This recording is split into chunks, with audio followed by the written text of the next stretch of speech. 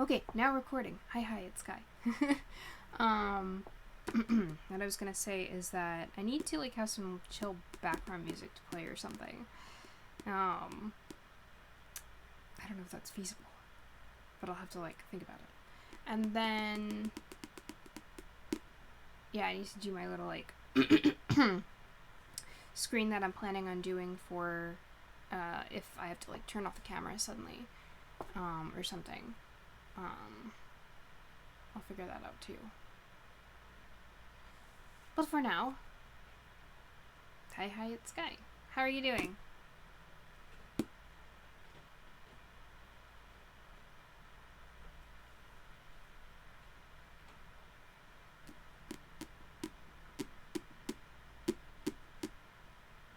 Sorry, it's gotta be annoying. I'm sorry.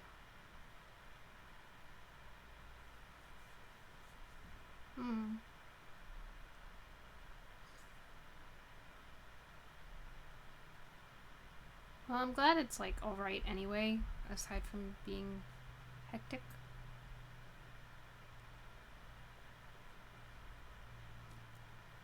I didn't get to show off yesterday during the Pokemon stream, but I did something new with my nails, which is, I'll show you, it's like this purpley ombre, it's lavender ombre, and it's got like sparkles in it, which really are not, I think they're not showing, but that's okay. Me continuing not to know how directions work with my camera. I'm also excited for Howl's Moving Castle. Thank you. Hello, how are you?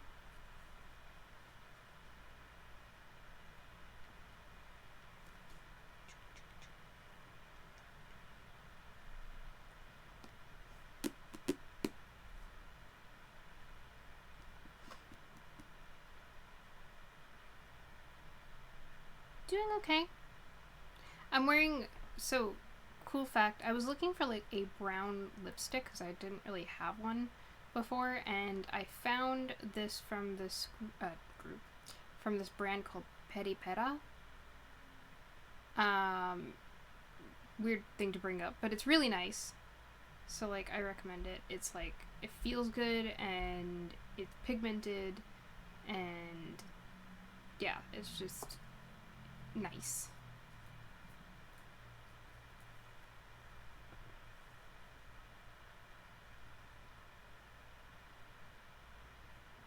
Thank you. Thank you. I find a lot of times that like I get colors and they just always, like even this too, like in real life it'll appear brown or it'll appear, you know, whatever, but like on camera for whatever reason it appears more red, and it's like, I could maybe I'll do that, I don't know.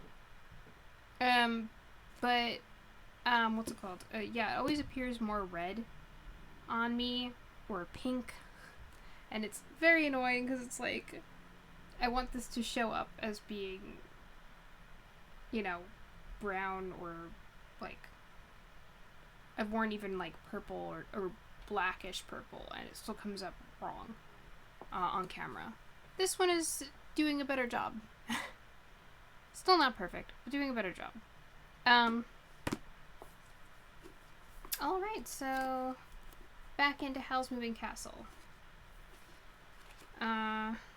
We are up to chapter 14. Let me just see where we are likely to stop this time. Hold on.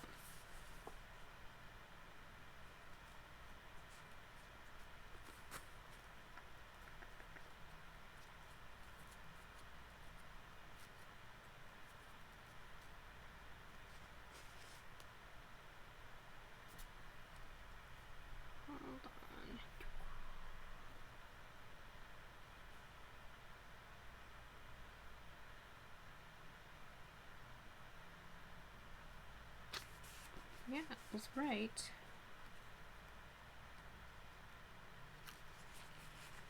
That's a bit of a stretch. Not opposed, but that's a bit of a stretch. Okay. Alright, well, let's see how we do.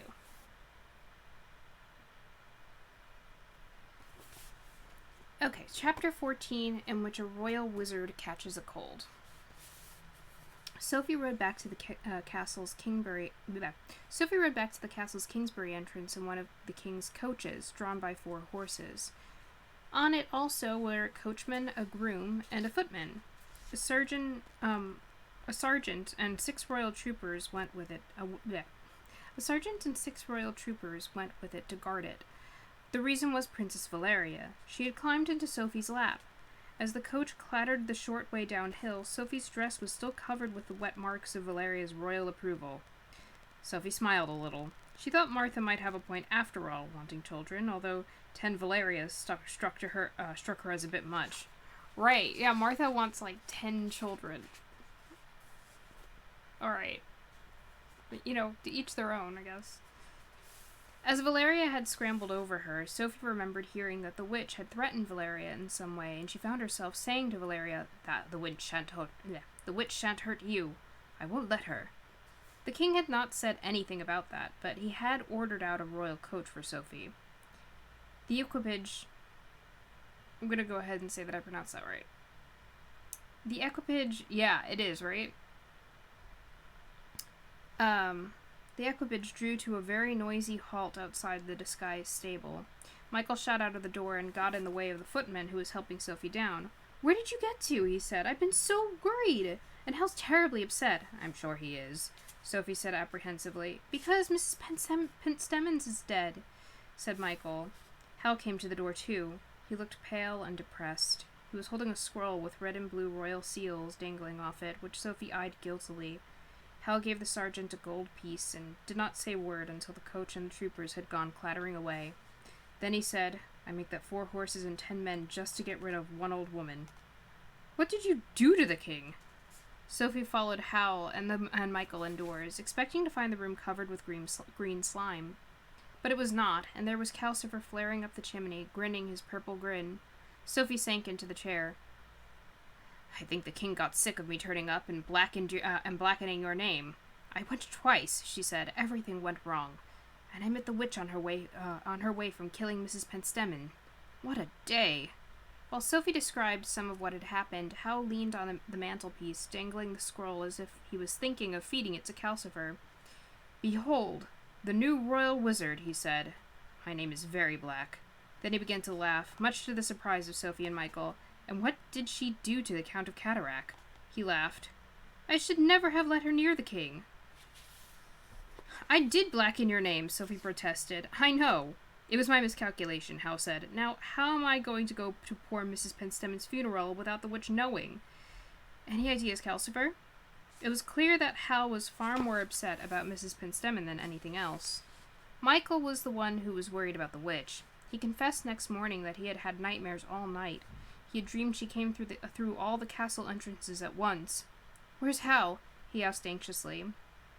Hal had gone out very early, leaving the bathroom full of the usual scented steam. He had not taken his guitar, and the doorknob was turned to green down. Even Calcifer knew no more than that. "Don't open the door to anyone," Calcifer said. The witch knows all about the entrances. The witch knows about all the entrances except the Porthaven one." This so alarmed Michael that he fetched some planks from the yard and wedged them crosswise over the door.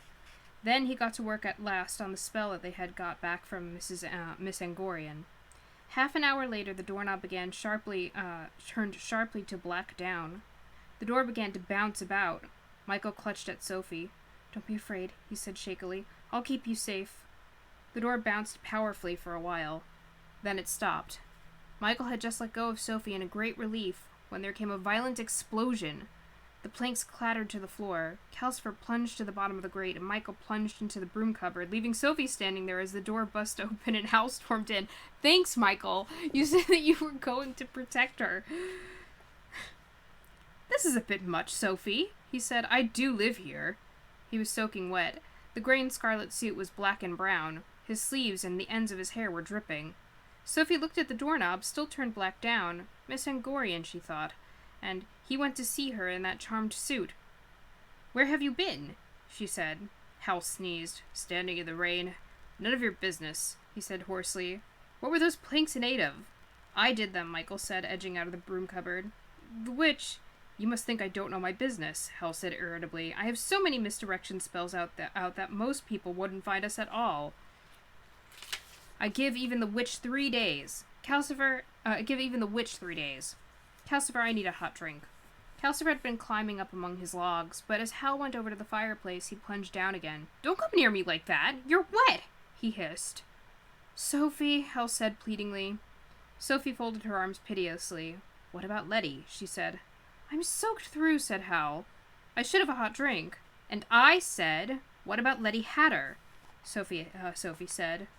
Bother you then, said Hal. He shook himself. The water fell off him into a neat ring on the floor.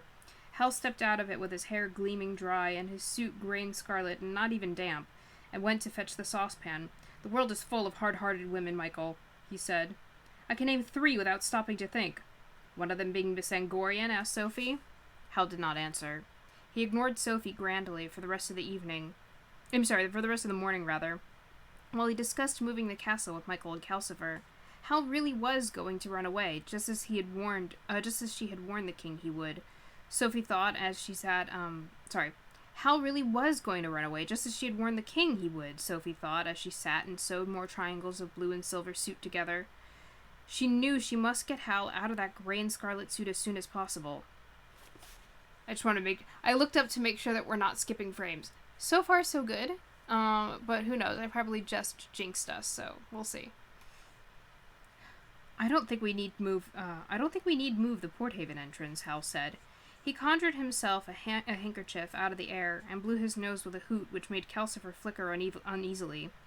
But I want the castle moving well away from anywhere it's been before, and the Kingsbury entrance shut down. Someone knocked on the door then. Sophie noticed that Hal jumped and looked around as nervously as Michael. Neither of them answered the door. Coward, Sophie thought scornfully. She wondered why she'd gone to all that trouble for Hal yesterday. I must have been mad, she muttered to the blue and silver suit. What about the Blackdown entrance?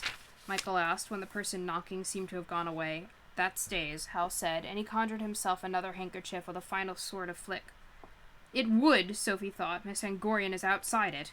Poor Letty. By the middle of the morning, Hal was conjuring handkerchiefs in 2s and 3s. They were floppy squares of paper, really, Sophie saw. He kept sneezing. His voice grew hoarser. He was conjuring handkerchiefs by the half-dozen soon. Ashes from the used ones were piled all around Calcifer. Oh, why is it that whenever I go to Wales, I always come back with a cold? Hal croaked and conjured himself a whole wad of tissues. Sophie snorted. Did you say something? Hal croaked. No, but I was thinking that people who run away from everything deserve every cold they get, Sophie said. People who are appointed to do something by the king and go courting in the rain instead have only themselves to blame. You don't know everything I do, Mrs. Moralizer, Hal said. Want me to write out a list before I go out another time? I have looked for Prince Justin. Courting isn't the only thing I do when I go out. When have you looked? Said Sophie. Oh, how your ears flap and your long nose twitches, Hal croaked. I looked when he first disappeared, of course. I was curious to know what Prince Justin was doing up this way when everyone knew Suleiman had gone to the waste. I think someone must have sold him a dud finding spell because he went right over into the Folding Valley and bought another from Mrs. Fairfax. And that fetched him back this way, fairly naturally, where he stopped at the castle and Michael sold him another finding spell and a disguise spell. Michael's hand went over his mouth. Was that man in the green uniform Prince Justin? Yes, but I didn't mention the matter before, said Hal, because the king might have thought you should have the sense to sell him another dud. I had a conscience about it. Conscience. Notice that word, Mrs. Longnose? I had a conscience. Hal conjured another wad of handkerchiefs and glowered at Sophie. Oh, it's funny, she keeps calling them handkerchiefs, but they are actually tissues. But she just probably hasn't actually seen tissues. That's really interesting to think about. What's it called? I had a conscience. Hal conjured another wad of handkerchiefs and glowered at Sophie over them out of eyes that were now red-rimmed and watery. Then he stood up. I feel ill. he announced. I'm going to bed where I may die. He tottered piteously to the stairs. Bury me beside Mrs. Fitzstubben, he croaked as he went up into the bed. As he went up them to bed, rather. Sophie applied herself to her sewing harder than ever. Here was her chance to get the gray and scarlet suit off Hal before it did more damage to Miss Angorian's heart, unless, of course, Hal went to bed in his clothes, which she did not put past him, so Hal must have been looking for Prince Justin when he went to Upper Folding and met Letty. Poor Letty, Sophie thought, putting brisk tiny stitches round her 57th blue triangle. Only another 40 or so to go. Hal's voice was presently heard shouting weakly, Help me, someone! I'm dying from neglect up here! Sophie snorted. Michael left off working on his new spell and ran up and down stairs. Things became very restless. In the time it took Sophie to sew 10 more blue triangles, Michael ran up with lemon and honey, with a particular book, with cough mixture, with a spoon to take the cough mixture with, and then, with nose drops, throat pastilles, gargle, pen, paper, 3 more books, and an infusion of willow bark. People kept knocking at the door, too, making Sophie jump and Calcifer flicker uneasily. When no one opened the door, some of the people went on hammering for 5 minutes or so, rightly thinking they were being ignored. By this time, Sophie was becoming worried about the blue and silver suit. It was getting smaller and smaller. One cannot sew in that number of triangles without taking up quite a lot of cloth in the seams. Michael, she said when Michael came rushing downstairs again because Hal fancied a bacon sandwich for lunch. Michael, is there a way of making small clothes larger? Oh, yes, said Michael. That's just what my new spell is, when I get the chance to work on it. He wants 6 slices of bacon in the sandwich. Could you ask Calcifer? Sophie and Calcifer exchanged speaking looks. I don't think he's dying, Calcifer said. I'll give you the rinds to eat if you bend your head down, Sophie said, laying down her sewing. It was easier to bribe Calcifer than bully him. It was easier to bribe Calcifer than bully him. They had bacon sandwiches for lunch, but Michael had to rush upstairs in the middle of eating his. He came down with the news that Hal wanted him to go into market shipping now to get some things he needed for moving the castle. But the witch... Is it safe? Sophie asked. Michael licked bacon grease off his fingers and dived into the broom cupboard. He came out with one of the dusty velvet cloaks slung round his shoulders. At last, the person who came out wearing the cloak was a burly man with a red beard. The person licked his fingers and said with Michael's voice, Hal thinks I'll be safe enough like this. It's misdirection as well as a disguise. I wonder if Letty will know me. The burly man opened the door, greened down, and jumped out onto the slowly moving hills. Peace descended. Calcifer settled and clinked. Hal had evidently realized that Sophie was not going to run about after him. There was silence upstairs. Sophie got up and cautiously hobbled to the broom cupboard. This was her chance to go and see Letty. Letty must be very miserable by now.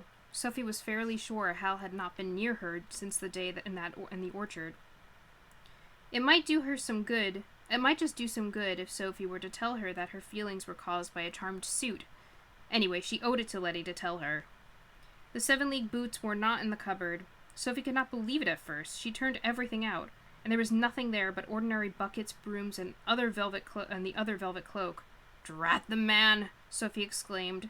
Hal had obviously made sure she would not follow him anywhere again. She was putting everything back into the cupboard when someone knocked at the door. Sophie, as usual, jumped and hoped that they would go away, but this person seemed more determined than most. Whoever it was went on knocking, or perhaps hurling him or herself at the door, for the sound was more a steady whump, whump, whump than proper knocking. After 5 minutes, they were still doing it. Sophie looked at the uneasy green flickers, which were all she could see of Calcifer. Is it the witch? No, said Calcifer, muffled along his logs.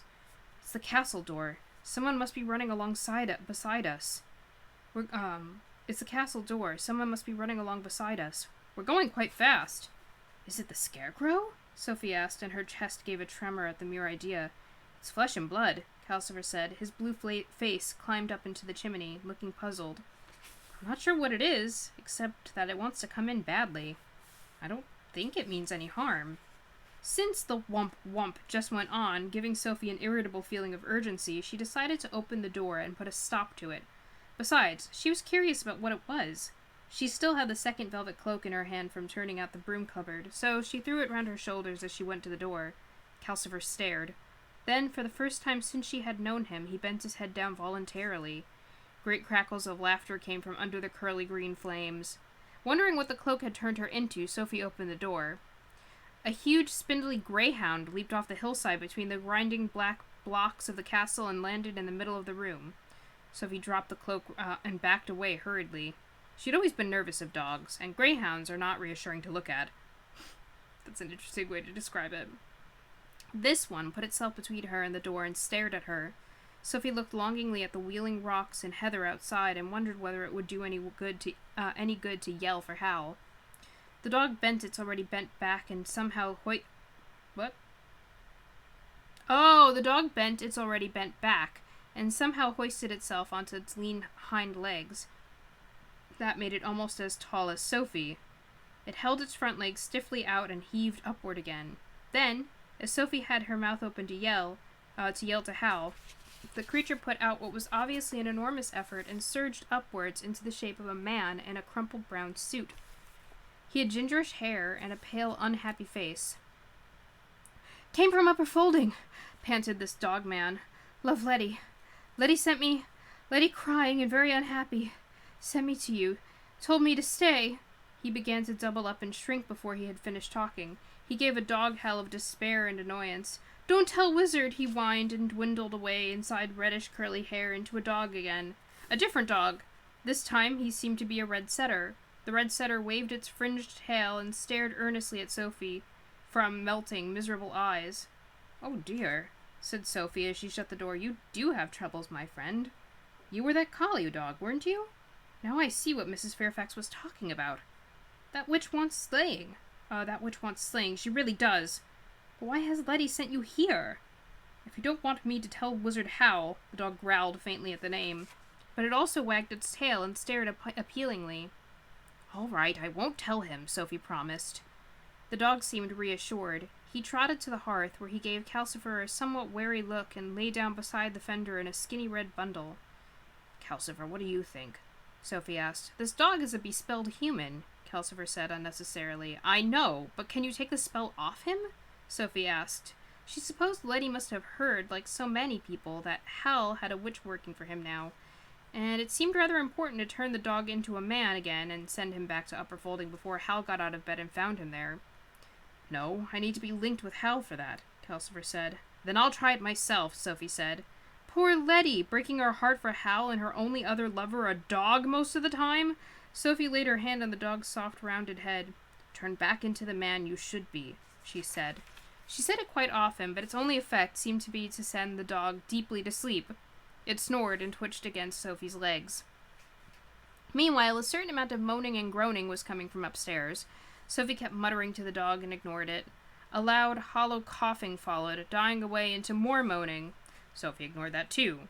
Crashing sneezes followed the coughing, each one rattling the windows and all the doors. Sophie found those harder to ignore, but she managed. "Pooch! Pooch!" went a blown nose like a bassoon in a tunnel. That's a really funny description. The coughing started again, mingling with moans. Sneezes mixed with the moans and the coughs, and the sounds rose to a crescendo in which Howl seemed to be managing to cough, groan, blow his nose, sneeze, and wail gently all at the same time. The doors rattled, the beams in the ceiling shook, and one of Calcifer's logs rolled off into the hearth. All right, I get the message," Sophie said, dumping the log back into the grate. "It'll be green slime next. Calcifer, make sure the dog stays where it is." As she climbed the stairs, muttering loudly, "Really, these wizards, you'd think no one had ever had a cold before." "Well, what is it?" she asked, hobbling through the bedroom door onto the filthy carpet. "I'm dying of boredom," Hal said pathetically. "Or maybe just dying." He was lying propped on dirty gray pillows, looking quite poorly with what might have been a patchwork coverlet over him, except that it was all one color with dust.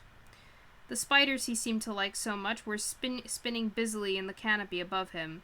Sophie felt his forehead. "You do have a bit of a fever," she admitted. "I'm delirious," said Hal. "Spots are crawling before my eyes." "Those are spiders," said Sophie. "Why can't you cure yourself with a spell?" "Because there is no cure for a cold," Hal said dolefully. "Things are going round and round in my head. Or maybe my head is going round and round in things. I keep thinking of the terms of the witch's curse. I hadn't realized she could lay me bare like that. It's a bad thing to be laid bare, even though the things that are true so far are all my own doing. I keep waiting for the rest to happen. Sophie thought back to the puzzling verse. What things? Tell me where all past years are? Oh, I know that, said Hal. My own, or anyone else's. They're all there, just where they always were. I could go and play bad fairy at my own christening if I wanted. Maybe I did, and that's my trouble. No, there are only 3 things I'm waiting for. The mermaids, the mandrake root, and the wind to advance on an honest mind. And whether I get white hairs, I suppose, only I'm not going to take the spell off to sea. There's only about 3 weeks left for them to come true in, and the witch gets me as soon as they do. But the rugby club reunion is Midsummer Eve, so I shall get to that at least. The rest had all happened long ago. You mean the falling star and never being able to find a woman true and fair? Said Sophie. I'm not surprised the way you go on. Mrs. Penstemon told me you were going to the bad. She was right, wasn't she? I must go to her funeral if it kills me, Hal said sadly. Mrs. Penstemon always thought far too well of me. I blinded her with my charm. Water ran out of his eyes. Sophie had no idea if he was really crying, or whether it was simply his cold, but she noticed he was slithering out again. I was talking about the way you keep dropping ladies as soon as you've made them love you, she said. Why do you do it? Hal pointed a shaky hand up toward the canopy of his bed. That's why I love spiders. If at first you don't succeed, try again. I keep trying, he said with great sadness. But I brought it on myself by making a bargain some years ago, and I know I shall never be able to love anyone properly now. The water running out of Hal's eyes was definitely tears now. Sophie was concerned. Now, you mustn't cry. There was a pattering outside. Sophie looked round to see the dogman oozing himself past the door in a neat half-circle. She reached out and caught a handful of his red coat, thinking he was certainly coming to bite Hal, but all the dog did was to lean against her legs, so that she had to stagger back to the peeling wall. What's this? Said Hal. My new dog, Sophie said, hanging onto its curly hair. Now that she was against the wall, she could see out of the bedroom window. It ought to have looked on the yard, but instead it showed a view of a neat, square garden with a child's metal swing in the middle. The setting sun was firing raindrops hanging on the swing to red and blue. As Sophie stood and stared, Hal's niece Mari came running across the wet grass. Hal's sister, Megan, followed Mari. She was evidently shouting that Mari should not sit on the wet swing, but no sound seemed to come through. Is that the place called Wales? Sophie asked. Hal laughed and pounded on the coverlet. Dust climbed like smoke. Bother that dog, he croaked. I had a bet on with myself that I could keep you from snooping out of the window all the time you were in here. Did you now? Said Sophie, and she let go of the dog, hoping he would bite Hal hard. But the dog only went on leaning on her, shoving her toward the door now. So all that song and dance was just a game, was it? She said. I might have known. Hal lay back on his gray pillows, looking wronged and injured. Sometimes, he said reproachfully, you sound just like Megan. Sometimes, Sophie answered, shooing the dog out of the room in front of her. I understand how Megan got the way she is.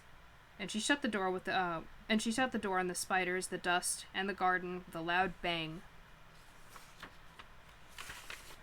Chapter 15, in which Hal goes to a funeral in disguise. I'm going to take some water. Hold on. Oh, this is not the other one. Hold on. I have an open bottle here.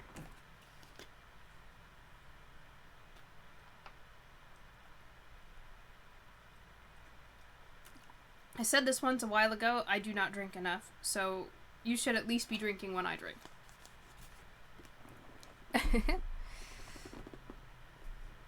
It's important. Water's super duper important. Alright. Hey, good! Alright, not paint water, right?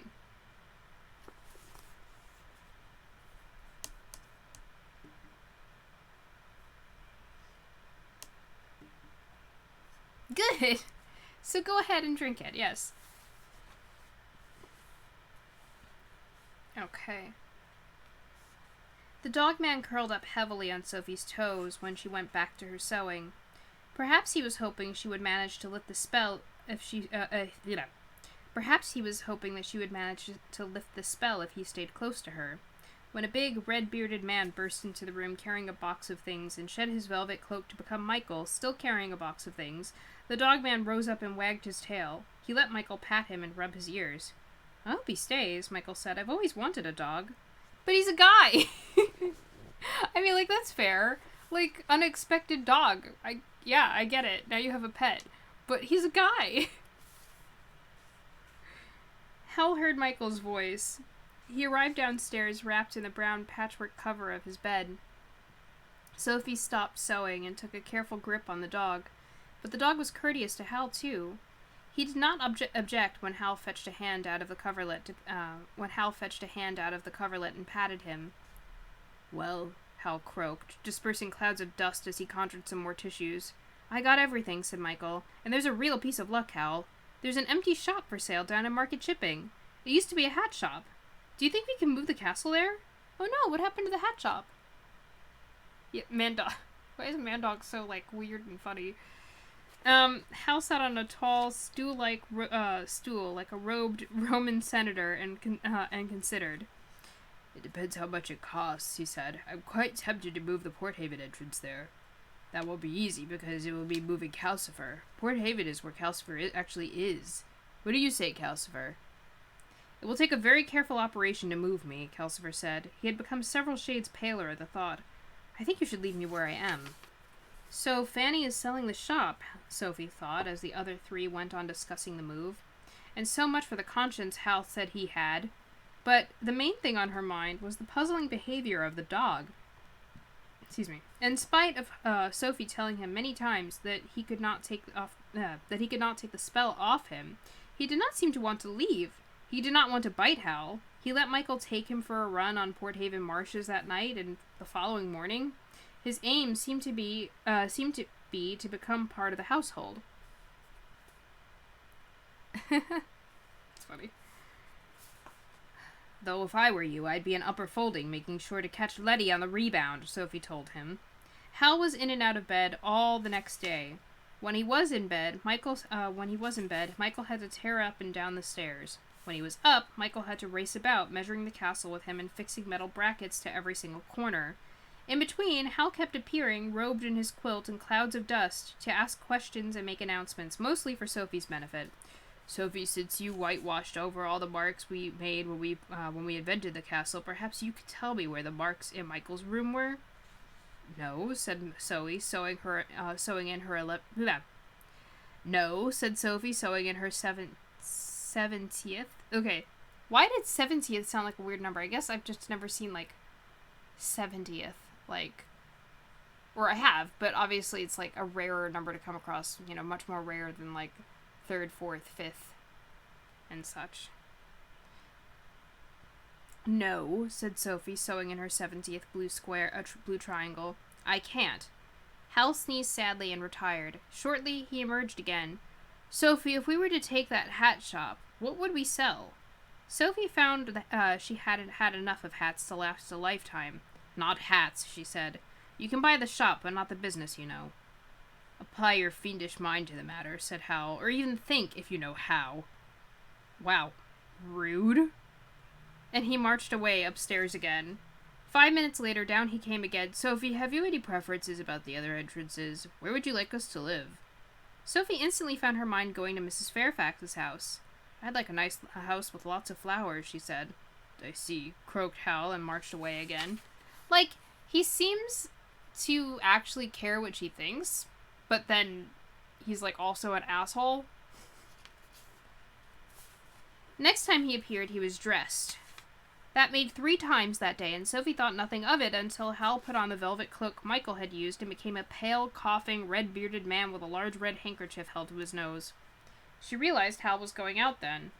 "You'll make your cold worse," she said. "I shall die, and then you'll all be sorry," the red-bearded man said, and went out through the door with the knob green down. "Okay, alright, Hal." For an hour after that, Michael had time to work on his spell. Sophie got as far as her 84th blue triangle. Then the red-bearded man was back again. He shed the velvet cloak and became Hal, coughing harder than before, and, if that was possible, more sorry for himself than ever. I took the shop, he told Michael. It's got a useful shed at the back and a house at the side, and I took the lot. I'm not sure what I shall pay for it all with, though. What about the money you get if you find Prince Justin? Michael asked. You forget, croaked Howl. The whole object of this operation is not to look for Prince Justin. We are going to vanish. And he went coughing upstairs to bed, where he shortly began shaking the beams, sneezing for attention again. Michael had to leave the spell and rush upstairs. Sophie might have gone, except the dogman got in the way when she tried. This was another part of his odd behavior. He did not like Sophie to do anything for Howl. Sophie felt that this was fairly reasonable. She began on her 85th triangle. Michael came cheerfully down and worked on the spell again. He was so happy that he was joining in Calcifer's saucepan song and chatting to the skull just as Sophie had, while he worked. We're going to live in Market Shipping, he told the skull. I can go and see my Letty every day. Is that why you told Howl about the shop? Sophie asked, threading her needle. By this time, she was on her 89th triangle. Yes, Michael said happily. Letty told me about it when we were wondering how we'd ever see one another again. I told her... He was interrupted by Howl, trailing downstairs in his quilt again. This is positively my last appearance, Howl croaked. I forgot to say that Mrs. Penstebbit was being buried tomorrow at her estate near Port Haven, and I shall need this suit cleaned. He brought the gray and scarlet suit out from inside his coverlet and dropped it on Sophie's lap. You're attending to the wrong suit, he told Sophie. This is the one I like, but I haven't the energy to clean it myself. You don't need to go to the funeral, do you? Michael said anxiously. I wouldn't dream of staying away, said Howl. Mrs. Penstebbit made me the wizard I am. I have to pay my respects. But your cold's worse, said Michael. He made it worse, said Sophie, by getting up and chasing around. Hal at once put on his noblest expression. I'll be all right, he croaked. As long as I keep out of the sea wind. It's a bitter place, the Penstebbit estate. The trees are all bent sideways and there's no shelter for miles. Sophie knew he was just playing for sympathy. She snorted. And what about the witch? Michael asked. Hal coughed piteously. I shall go in disguise, probably as another corpse, he said, trailing back towards the stairs. He's, like, so dramatic, it's hilarious. Maybe? Did anyone else see him become... Yeah, at least Calcifer saw him become a human. So, I would think that someone would recognize him. But, maybe.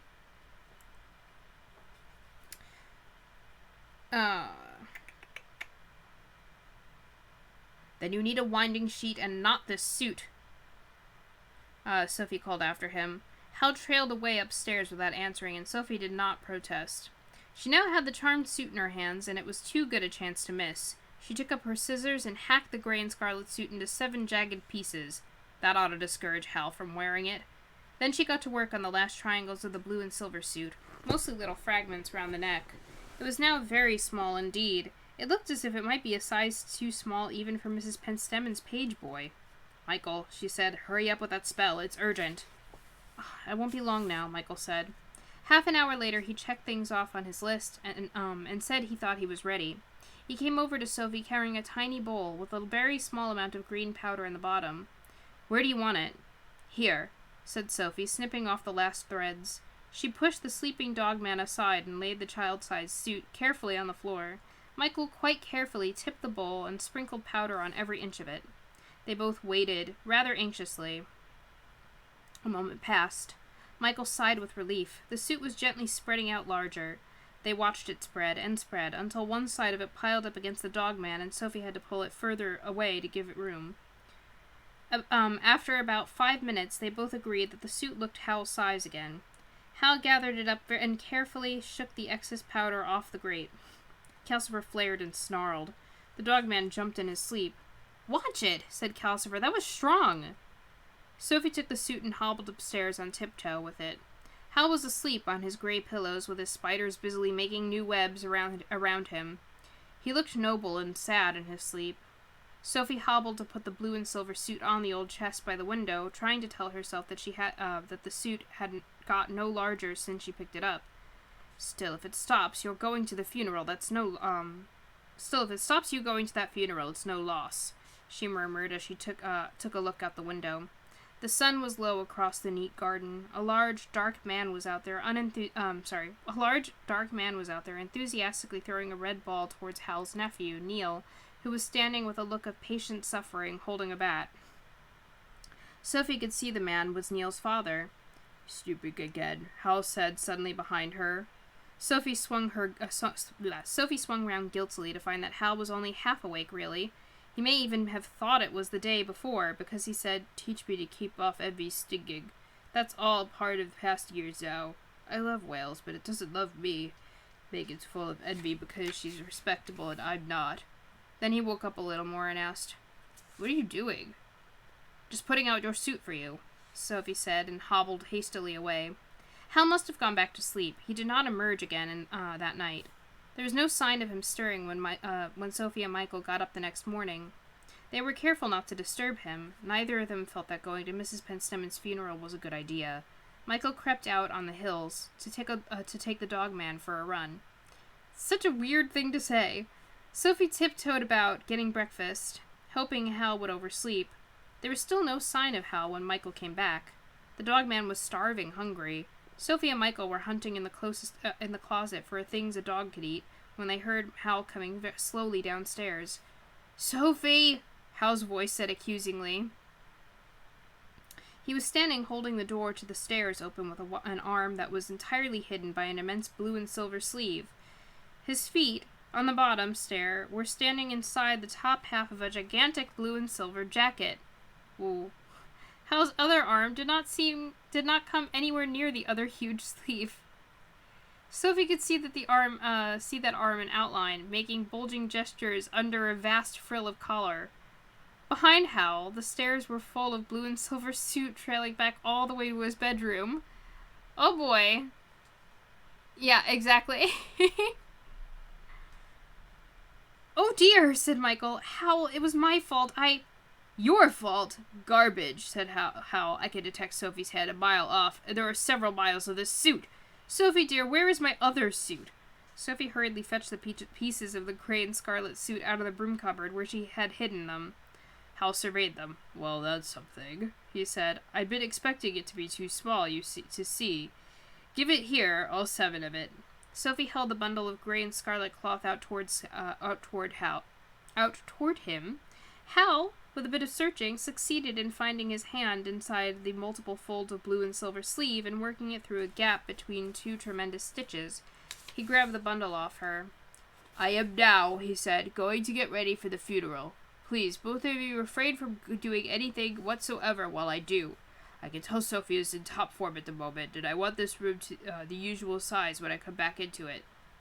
He set off with dignity to the bathroom, wading in blue and silver suit. The rest of the blue and silver suit followed him, dragging step by step down the stairs and rustling across the floor.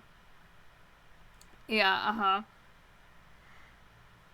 By the time Hal was in the bathroom, most of the jacket was on the ground floor, and the trousers were appearing on the stairs. Hal half shut the bathroom door and seemed to go on hauling the suit in hand over hand. Sophie and Michael and the dog man stood and watched yard after yard of blue or silver fabric proceeded across the floor, decorated with an occasional silver button the size of a millstone and enormous regular rope-like stitches. There may have been nearly a mile of it.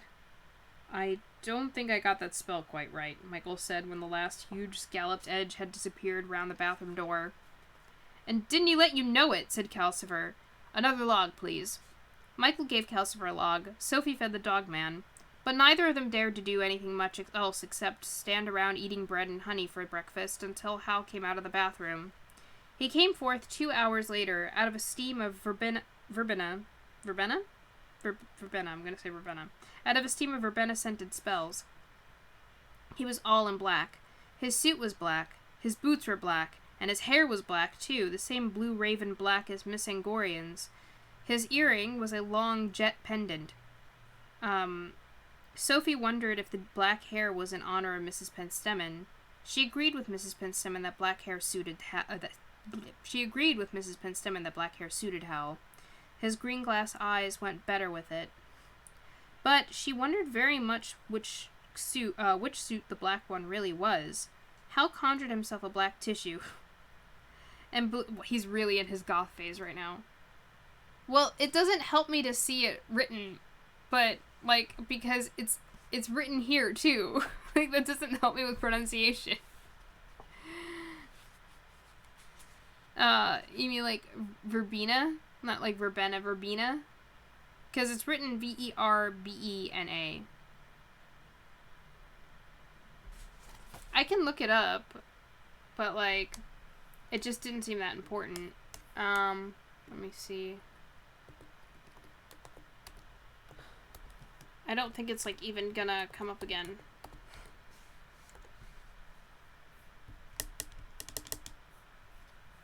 Yeah, verbena.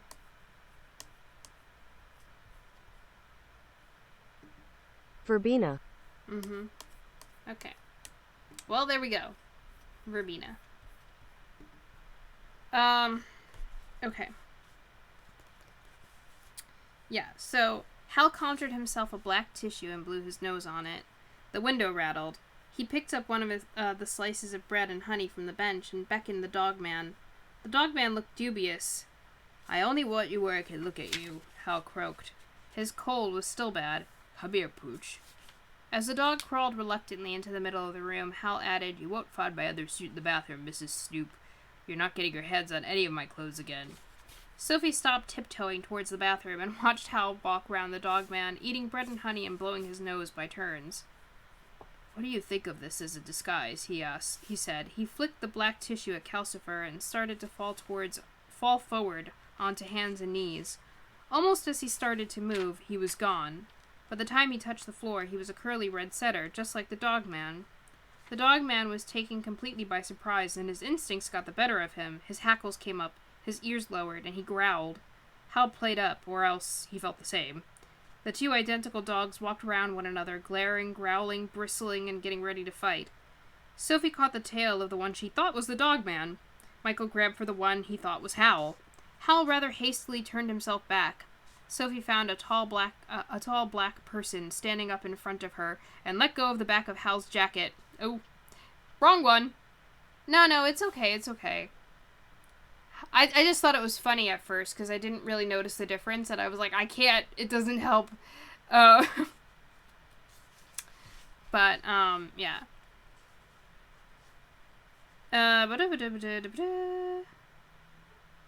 The dogman sat down on Michael's feet, staring tragically. "Oh, good," said Hal. "If I could deceive another dog, I could fool everyone else. No one at the funeral is going to notice a stray dog lifting its leg against the gravestones. Don't pee on the gravestones." He went to the door and turned the knob blue down. "Wait a moment," said Sophie. "If you're going to the funeral as a red setter, why take all the trouble of getting yourself up in black?" Hal lifted his chin and looked noble. "Respect to Mrs. Penstamen," he said, opening the door. "She liked one to think of all the details." He went out onto the street of Port Haven. We have chapter 16, in which there is a great deal of witchcraft. I'm going to grab my water again. Hold on.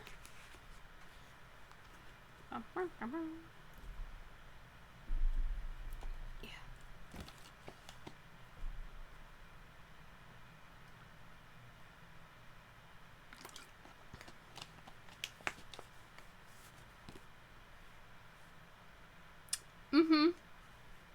I like the chapter titles of this book.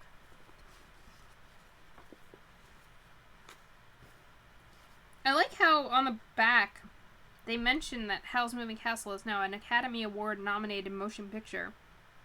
But I do want to say that like half of this stuff is like, or even more, is not even in the book. I mean, not even in the movie, rather. Not in the book. Obviously it's in the book. Several hours passed. The dogman was hungry again. Michael and Sophie decided to have lunch too. Sophie approached Calcifer with a frying pan. "Why can't you have bread and cheese for once?" Calcifer grumbled. All the same, he bent his head. Sophie was just putting the pan on top of the curly green flames when Hal's voice rang out hoarsely from nowhere. "Brace yourself, Calcifer, she found me!" Calcifer sprang upright. The frying pan fell across Sophie's knees. "You'll have to wait!" Calcifer roared, flaming blindingly up the chimney. Almost at once he blurred into a dozen or so burning blue faces, as if he was being shaken violently about, and burned with a loud, throaty whirring. "That must mean they're fighting," Michael whispered. Sophie sucked a slightly burned finger and picked slices of bacon off her skirt with the other hand, staring at Calcifer. He was whipping from side to side of the fireplace. His blurred faces pulsated from deep blue to sky blue and then almost to white. One moment he had multiple orange eyes, the next rows of starry silver ones. She had never imagined anything like it. Something swept overhead with a blast and a boom which shook everything in the room.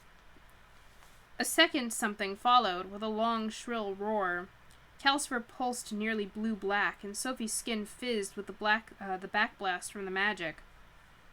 Michael scrambled for the window. "They're quite near!" Sophie hobbled to the window, too. The storm of magic seemed to have affected half the things in the room. The skull was yattering its jaw so hard that it was traveling round in circles. Packets were jumping. Powder was seething in jars.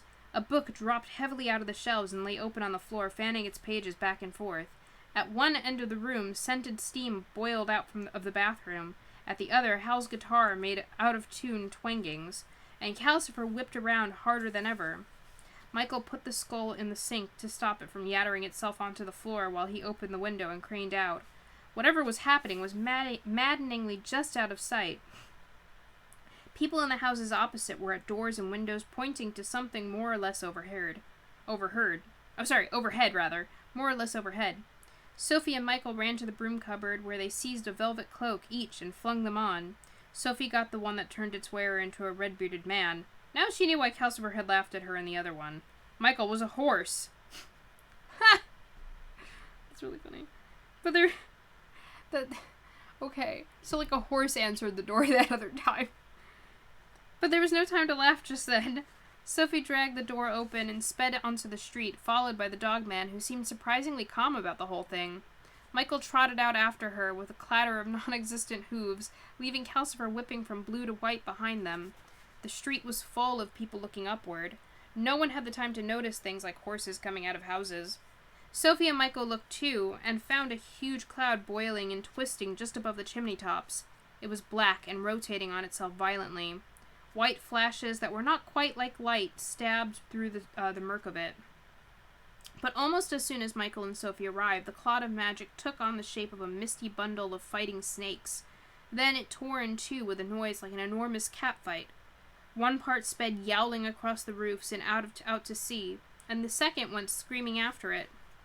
Some people retreated indoors then. Sophie and Michael joined the rush of braver people down the sloping lanes to the dockside. There, everyone seemed to think the best view was to be had along the curve of the harbor. Wait, what? There, everyone seemed to think that the best view was to be had along the curve of the harbor wall. Sophie hobbled to get out along it too, but there was no need to go beyond the shelter of the harbor master's hut. Two clouds were hanging in the air some way out to sea, on the other side of the harbor wall, the only two clouds in the calm blue sky. It was quite easy to see them. It was equally easy to see the dark patch of storm raging on the sea between the clouds, flinging up great white-topped waves. There was an unfortunate ship caught in that storm.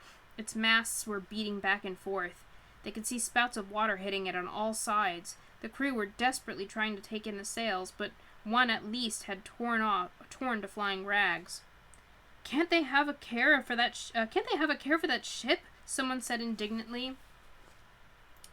Then the wind and the waves from the storm hit the harbor wall.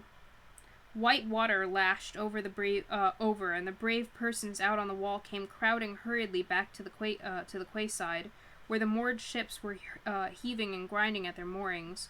Among all this was a great deal of screaming and high singing voices. Sophie put her face out into the wind beyond the hut, where the screaming came from, and discovered that the raging magic had disturbed more than the sea and the wretched ships.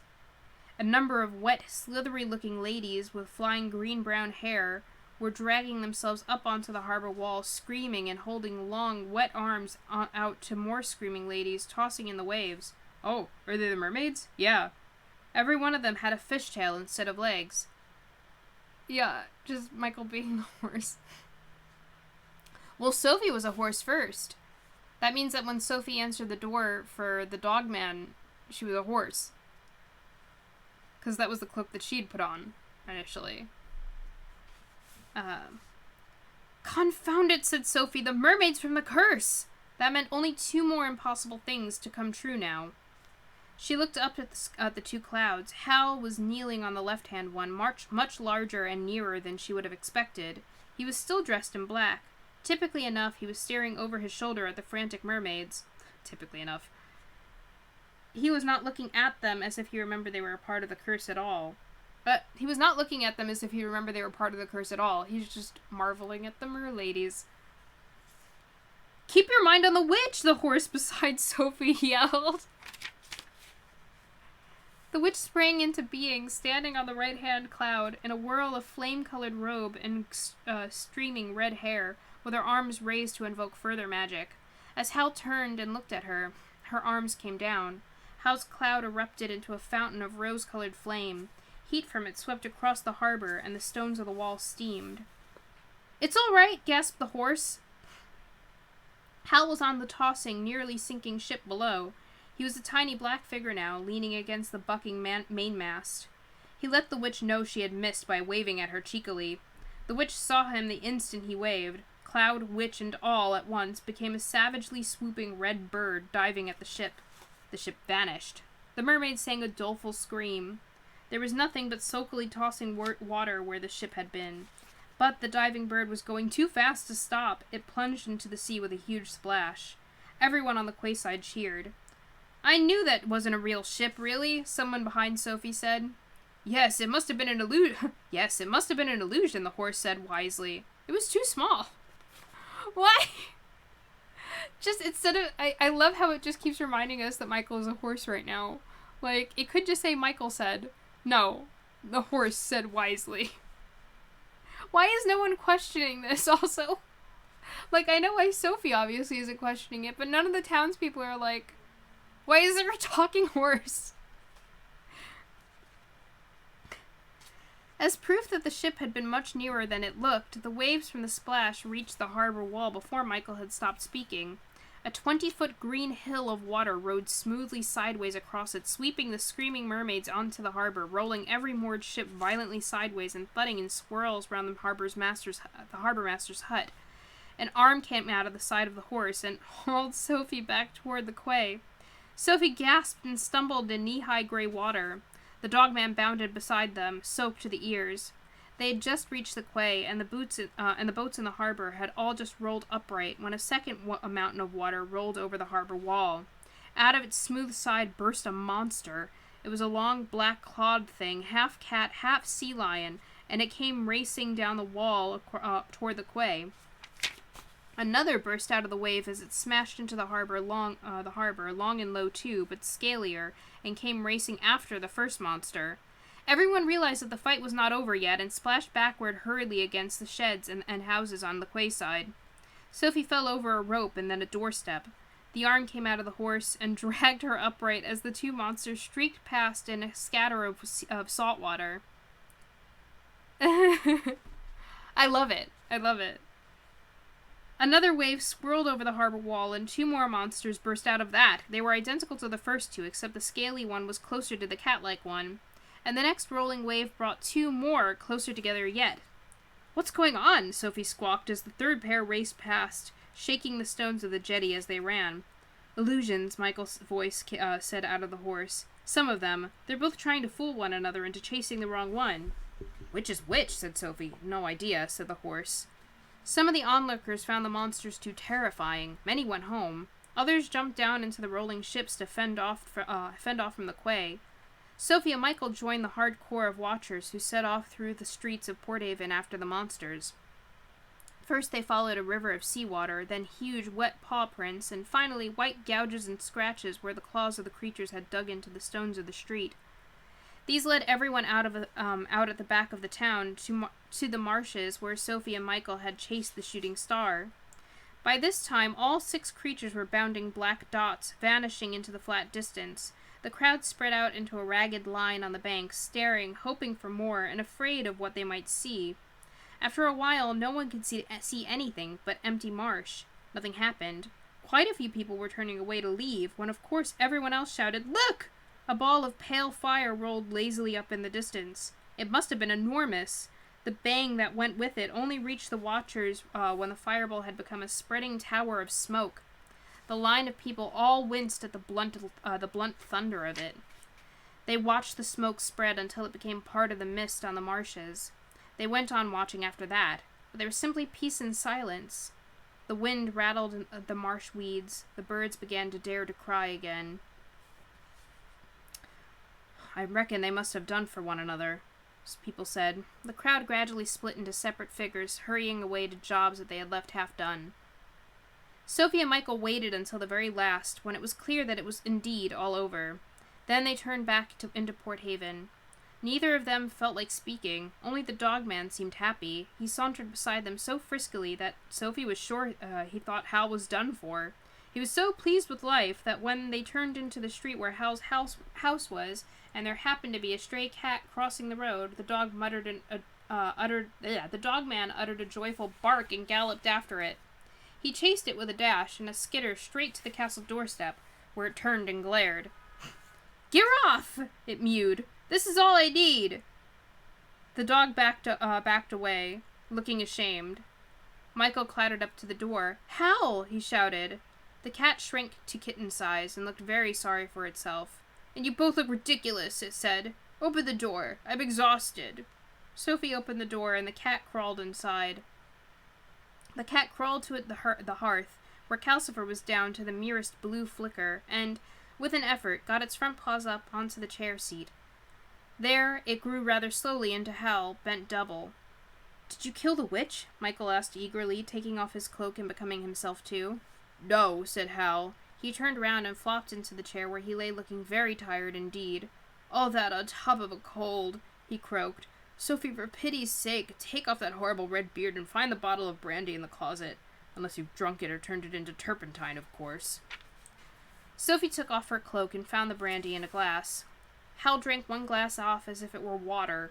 Then he poured out a second glass, and instead of drinking it, he dripped it carefully on Calcifer. Calcifer flared and sizzled and seemed to revive a little. Hal poured a third glass and lay back sipping it. "Don't stand staring at me," he said. "I don't know who won. The witch is mighty hard to come at.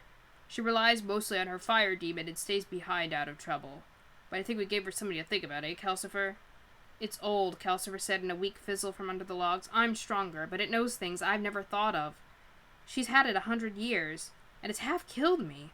He fizzled a bit, then climbed further out of his logs to grumble. "You might have warned me." "I did, you old fraud," Hal said wearily.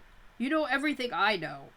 Hal lay sipping brandy while Michael found bread and sausage for them to eat. Food revived them all, except, perhaps, the dogman, who seemed subdued now. Hal was back after all. Calcifer began to burn up and look his usual blue self. "This won't do," Hal said. He hauled himself to his feet. "Look sharp, Michael. The witch knows we're in Port Haven. We're not only going to have to move the castle and the Kingsbury entrance now. I shall have to transfer Calcifer to the house that goes with that hat shop." "Move me?" Calcifer crackled. He was azure with apprehension. "That's right," he said. "You have a choice between Market Shipping or the witch. Don't go and be difficult." "Curses!" wailed Calcifer and dived into the bottom of the grate. The next chapter is in which the moving castle moves house. I'm going to take another sip of water. Hold on.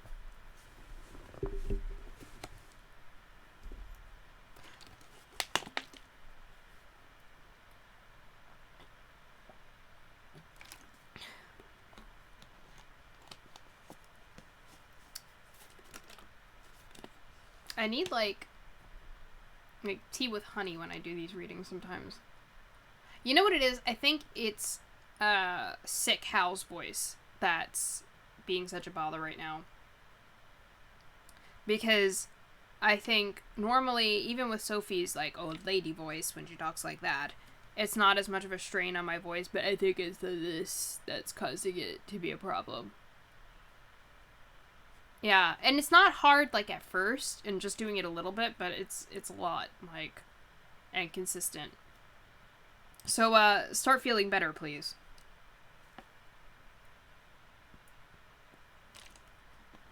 Like, I kind of don't mind, like, I would rather do it than not do it, because, like, logic would be like, well, just don't do it then. And, like, we'll just know he's still sick, because it's going to say he's croaking or something. But I like to try to, you know, I'm not, like, voice acting this one like I do with, like, Hot to Boyfriend and stuff. But, like, I still want to kind of bring it more to life. So I'm still going to do it. But it's a pain.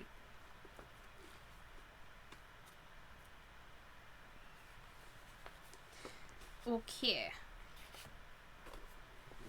Alright. Hal set to work as hard as if he had just had a week's rest. If Sophie had not seen him fight a grueling magic battle an hour ago, she would never have believed it.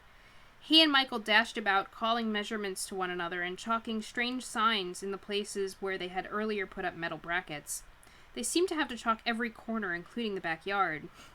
Sophie's cubbyhole under the stairs and the odd-shaped place in the bathroom ceiling gave them quite a bit of trouble. Sophie and the dogman were pushing this way and that, and then pushed aside completely so that Michael could crawl about chalking a 5-pointed star inside a circle on the floor. Michael had done this and was brushing dust and chalk off his knees when Hal came racing in with patches of whitewash all over his black clothes. Sophie and the dogman were pushed aside again so that Hal could crawl about, writing signs in and around both star and circle. Sophie and the dogman went to sit on the stairs. The dogman was shivering. This did not seem to be magic he liked. Hal and Michael raced out to the yard. Hal raced back. "Sophie!" he shouted. "Quickly, what are we going to sell in that shop?" "Flowers," Sophie said, thinking of Mrs. Fairfax again. "Perfect," said Hal, and hurried over to the door with a pot of paint and a small brush. For as angry as he is with her, and as much as he doesn't seem to like her, he, like, really is looking for her opinion, and what she wants to do on a lot of things. So, that's nice of him, I guess. Okay, he dipped the brush in the pot and carefully painted the blue blob white. Oh, I see, like, yeah, so on the door there's the little, like, thing that, or I think it's actually a square, that changes, like, what door they're at, and so he's painting over the Port Haven door, the blue one, yellow. He dipped again. This time the brush came out purple. He painted the green blob with it. At the third dip, the paint was orange, and the orange went over the red blob. So that'd be Kingsbury. And the green one was Market Chipping, initially. No, the green one's the field that's near Market Chipping. Hal did not touch the black blob. He turned away, and the end of his sleeve went into the paint pot again, along with the brush. "Botheration," said Hal, dragging it out. The trailing tip of the sleeve was all colors of the rainbow. Hal shook it, and it was black again. "Which suit is that really?" Sophie asked. "I forgot. Don't interrupt. The difficult part is just coming up," Hal said, rushing the paint pot back to the bench. He picked up a small jar of powder. "Michael, where's the silver shovel?" Michael raced in from the yard with a big, gleaming spade. The handle was wood, but the blade did seem to be solid silver. "All set out there," he said. "All set out there," he said. Hal rested the shovel on his knee in order to chalk a sign on both handle and blade. He sprinkled red powder from the jar on it. He put a pinch of the same grains carefully in each point of the star and tipped all the rest into the middle. "Stand clear, Michael," he said. "Everyone stay clear. Are you ready, Calcifer?" Calcifer emerged from between his logs in a long thread of blue flame. "As ready as I shall ever be," he said. "You know this could kill me, don't you?" "Look on the bright side," said Hal. It could be me it kills." "Hold on tight. 1, 2, 3. He dug the shovel into the grate very steadily and slowly, keeping it straight and level with the bars. For a second he juggled it gently to get it under Calcifer. Then, even more steadily and gently, he raised it. Michael was quite obviously holding his breath. "Done it," said Hal. Logs toppled sideways. They did not seem to be burning. Hal stood up and turned round, carrying Calcifer on the shovel. The room filled with smoke. The dogman whined and shivered. Hal coughed. He had a little trouble holding the shovel steady. Sophie's eyes were watering, and it was hard to see clearly, but as far as she could tell, Calcifer, just as he had said to her, did not have feet or legs either. He was a long, pointed blue face rooted in a faintly glowing black lump. The black lump had a dent in front of it, which suggested at first sight that Calcifer was kneeling on tiny folded legs. But Sophie saw that was not so when the lump rocked slightly, showing it was rounded underneath. Calcifer obviously felt terribly unsafe. His orange eyes were rounded with fear, and he kept shooting feeble little arm-shaped flames out on either side in a useless attempt to take hold of the sides of the shovel. "Won't be long," Hal croaked, trying to be soothing. But he had to shut his mouth hard and stand for a moment, trying not to cough. The shovel wobbled, and Calcifer looked terrified. Hal recovered. He took a long, careful step onto the chalked circle, and then another into the center of the five-pointed star. There, holding the shovel out level, he turned slowly round one complete turn, and Calcifer turned with him, sky blue and staring with panic. It felt as if the whole room turned with them. The dogman crouched close to Sophie. Michael staggered. Sophie felt as if their piece of the world had come loose and was swinging and jigging around in a circle, sickeningly. She did not blame Calcifer for looking so frightened. Everything was still swinging and swaying as Hal took the same long, careful steps out of the star and out of the circle. He bent down by the hearth and, with enormous care, slid Calcifer back into the grate again and picked up the logs back round him. Calcifer flopped green flames uppermost. Hal leaned on the shovel and coughed. The room rocked and settled. For a few instants, while the smoke still hung everywhere, Sophie saw to her amazement the well-known outlines of the parlor in the house where she had been born. She knew it even though its floor was bare boards and there were no pictures on the walls. The castle room seemed to wriggle itself into place inside the parlor, pushing it out here, pulling it in there, bringing the ceiling down to match its own beam ceiling, until the two melted together and became the castle room again, except perhaps it was now a bit higher and squarer than it had been. "Have you done it, Calcifer?" coughed Hal.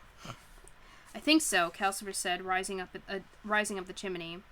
He looked none the worse for his ride on the shovel. "You better check me, though." Hal helped himself up on the shovel and opened the door with the yellow blob downward. Outside was the street and market chipping that Sophie had known all her life. People she knew were walking past in the evening, taking a stroll before supper, the way a lot of people did in summer. Hal nodded at Calcifer, shut the door, turned the knob orange down, and opened it again. A wide, weedy drive wound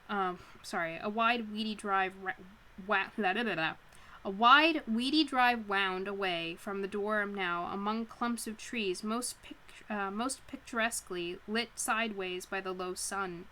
In the distance stood a grand stone gateway with statues on it. "Where is this?" said Hal. "Where is this?" said Hal. "An empty mansion at the end of the valley," Calcifer said rather defensively. "It's the nice house you told me to find. It's quite fine." "I'm sure it is," Hal said. "I simply hope the real owners won't object." He shut the door and turned the knob round to purple down. "Now for the moving castle," he said as he opened it again. It was nearly dusk out there. A warm wind full of different scents blew in. Sophie saw a bank of dark leaves drift by, loaded with big purple flowers among the leaves. It spun slowly away, and its place was taken by a stand of dim white lilies, and a glimpse of a sunset on water beyond. The smell was so heavenly that Sophie was halfway across the room before she was aware. "No, your long nose stays out of there until tomorrow," Hal said, and he shut the door with a snap. "That part's right on the edge of the waste." "Well done, Calcifer. Perfect. A nice house and lots of flowers, as ordered." He flung the shovel down and went to bed, and he must have been tired. There were no groans, no shouts, and almost no coughing. Sophie and Michael were tired, too. Michael flopped into the chair and sat stroking the dogman, staring. Sophie perched on the stool, feeling strange. They had moved. It felt the same, but different, quite confusingly. And why was she moving castle now on the edge of the waste? Why was the moving castle now on the edge of the waste? Was it the curse pulling Hal towards the witch? Or had Hal slithered out so hard that he had come out right behind himself and turned out what most people would call honest? Sophie looked at Michael to see what he thought. He was asleep, and so was the dogman. Sophie looked at Calcifer instead, sleepily flickering among the rosy logs with his orange eyes almost shut. She thought of Calcifer pulsing almost white, with white eyes, and then of Calcifer staring anxiously as he wobbled on the shovel. He reminded her of something. The whole shape of him did. Calcifer, she said, were you ever a falling star? Calcifer opened one orange eye at her. Of course, he said. I can talk about that now if you know. The contract allows me to. And Hal caught you? said Sophie. 5 years ago, said Calcifer, out on Port Haven marshes, just after he set up as Jenkins the sorcerer. He chased me in 7-league boots. I was terrified of him. I was terrified anyway, because when you fall, you know you're going to die. I'd have done anything rather than die. When Hal offered to keep me alive the way humans stay alive, I suggested a contract on the spot. Neither of us knew what we were getting into. I was grateful, and Hal only offered because he was sorry for me. Just like Michael, said Sophie. What's that? Michael said, waking up. Sophie, I wish we weren't right on the edge of the waste. I didn't know where we would be. I don't feel safe. Nobody's safe in a wizard's house, Calcifer said, feelingly. Next morning, the door was set to a black blob down, and, to Sophie's great annoyance, it would not open at any setting. She wanted to see those flowers, witch or no witch, so she took out her impatience by fetching a bucket of water and scrubbing the chalked signs off the floor. Sophie! Maybe leave it alone! Like, I want to yell at them both, at times.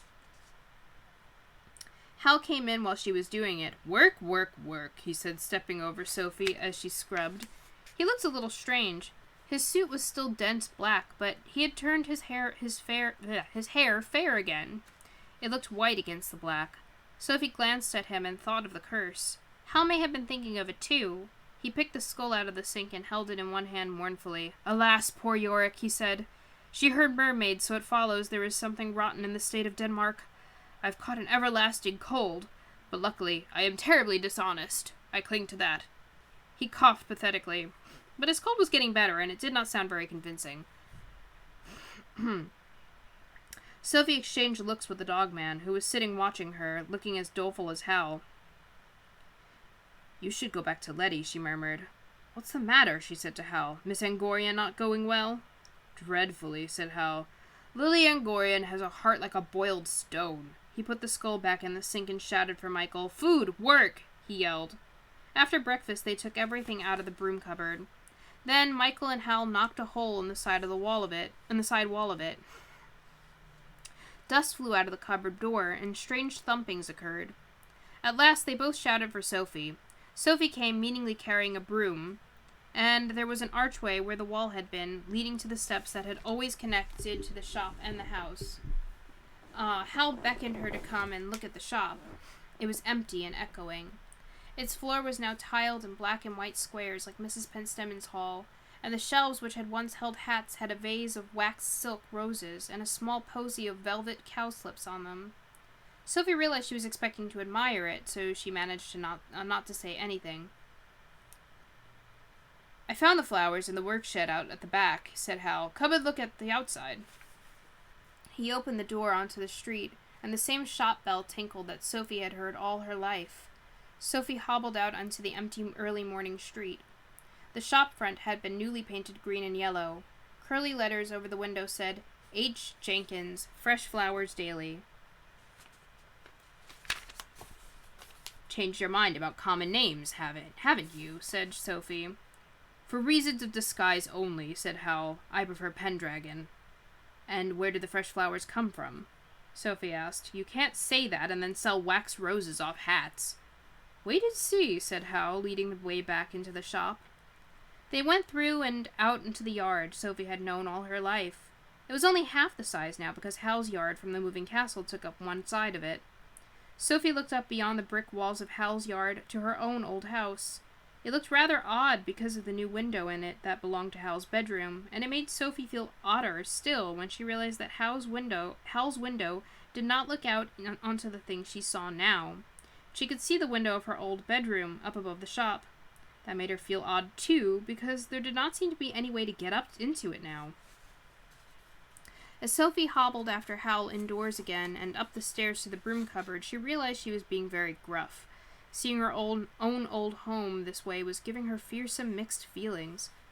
I think it's all very nice, she said. Really? Hal said coldly. His feelings were hurt. He did so like to be appreciated, Sophie thought, sighing as Howl went to the castle door and turned the knob to purple down. On the other hand, she did not think she ever praised Howl any more than Calcifer, and she wondered why she should start now. The door opened. Big bushes loaded with flowers drifted gently past and stopped so that Sophie could climb down among them. Between the bushes, lanes of long,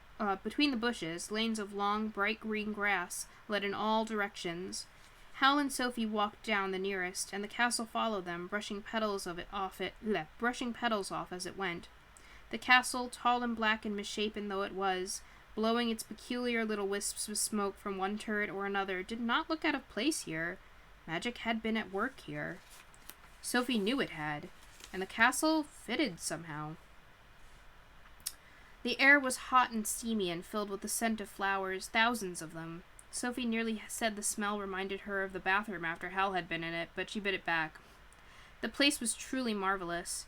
Between the bushes and their loads of purple, red, and white flowers, the wet grass was full of smaller flowers, pink ones with only 3 petals, giant pansies with wild phlox, lupines of all colors, orange lilies, tall white lilies, irises, and myriad others. There were creepers growing flowers big enough for hats, cornflowers, poppies, and plants with strange shapes and stranger colors of leaves. Though it was not much like Sophie's dream of a garden like Mrs. Fairfax's, she forgot her gruffness and became delighted. "You see," said Howl. He swung out an arm, and his black sleeve disturbed several hundred blue butterflies feasting on a bush of yellow roses.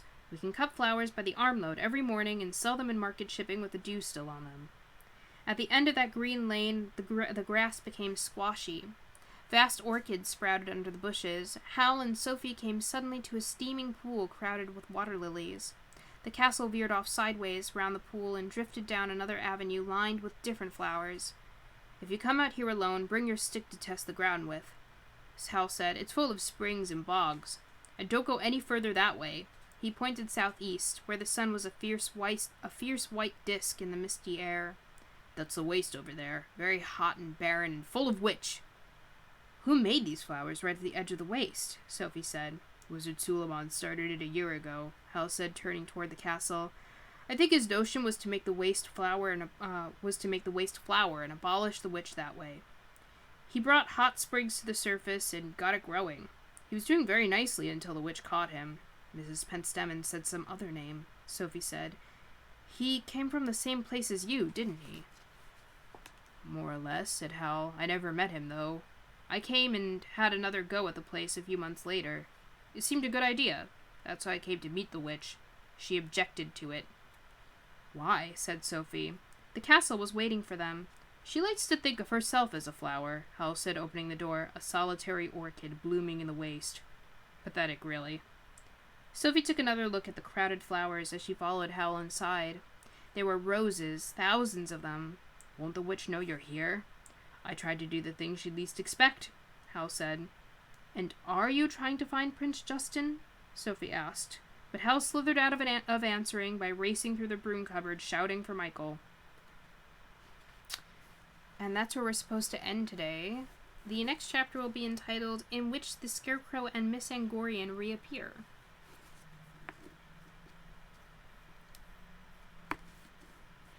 How was that?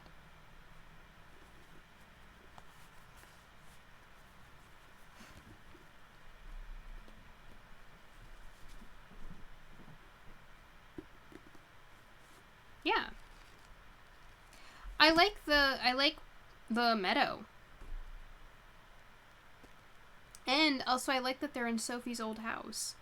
Like, that's gotta be like as she mentioned, it's gotta be very weird because it's like it is the place she grew up in, and then at the same time it's not. It's like a combination of her life before and her life now.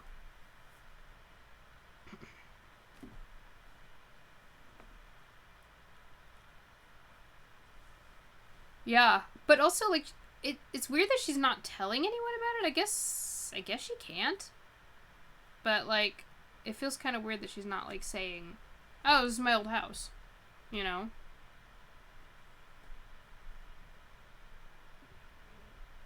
But I'm wondering if that's, like, part of the curse, that, like, she can't talk about that. Or maybe Hal would know who she was if she did.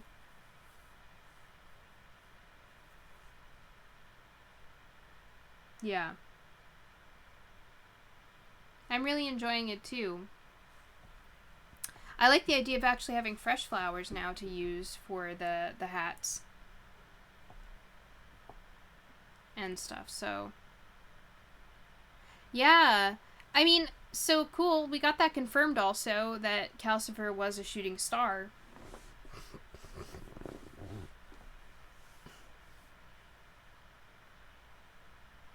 It seems like the witch has, like, a shooting star, too. Maybe that's just, like, a thing that magic users end up... Like, you need to get that to become a fully fledged magic user.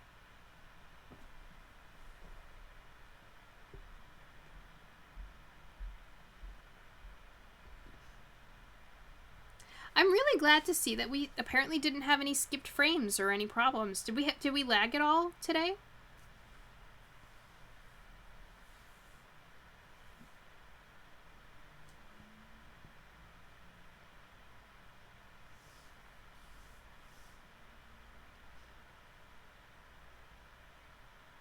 I'm glad. All right. Okay, then.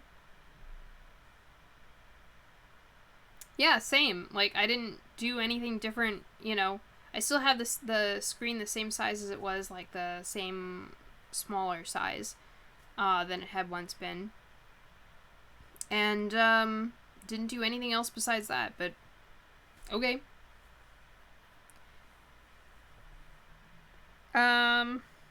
Anything else you guys want to, like, talk about? Anything that stood out? I loved the thing about the horse, like, about the different cloaks that disguise you, and that one of them just makes you a horse. Picturing that was just hilarious.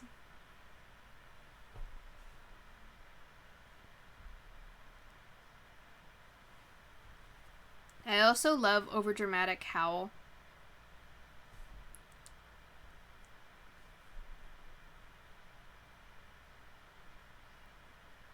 Yeah.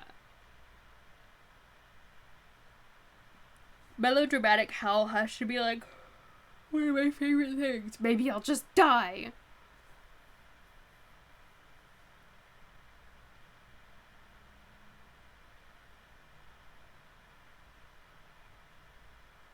Uh-huh, me too. And just, like, hammering in how absurd the whole thing was. Yeah. I'm both excited to continue the story and sad because, like, we're getting very close now to the end. Like, my goodness, that, like, came up quite quickly.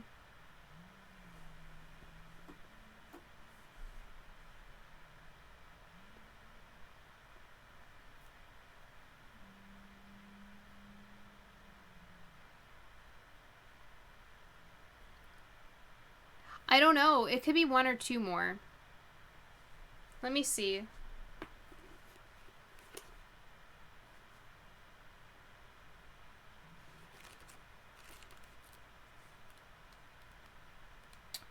I mean, we definitely could push for...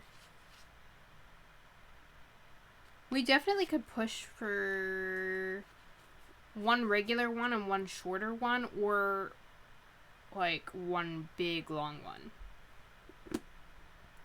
I think probably one regular one and one long one, only because usually my voice is a little owie by the end of it. But let's see.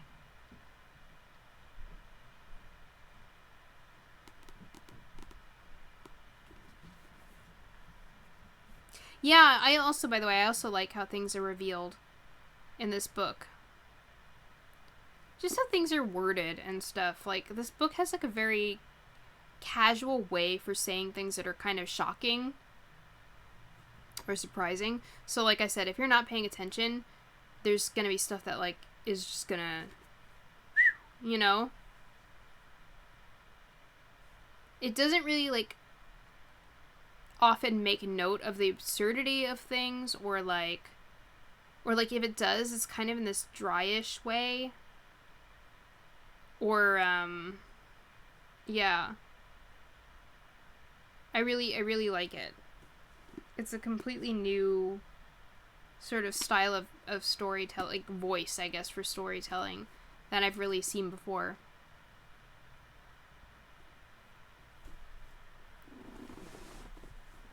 Yeah.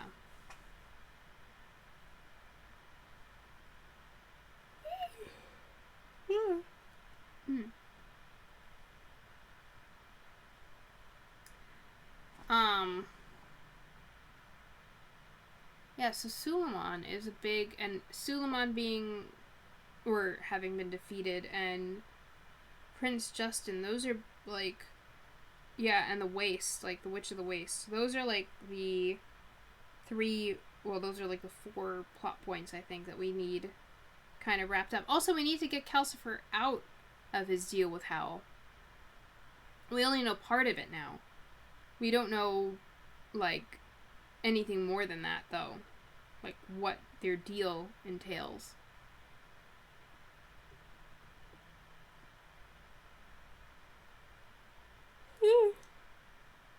Yeah, I've really been enjoying this one.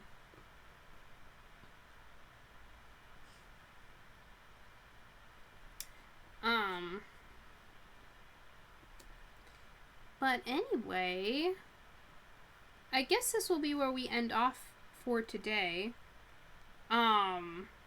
Of course, as always, please go ahead. Oh? No, I don't think Calcifer can tell her about that. She needs to figure out the... Oh, thank you!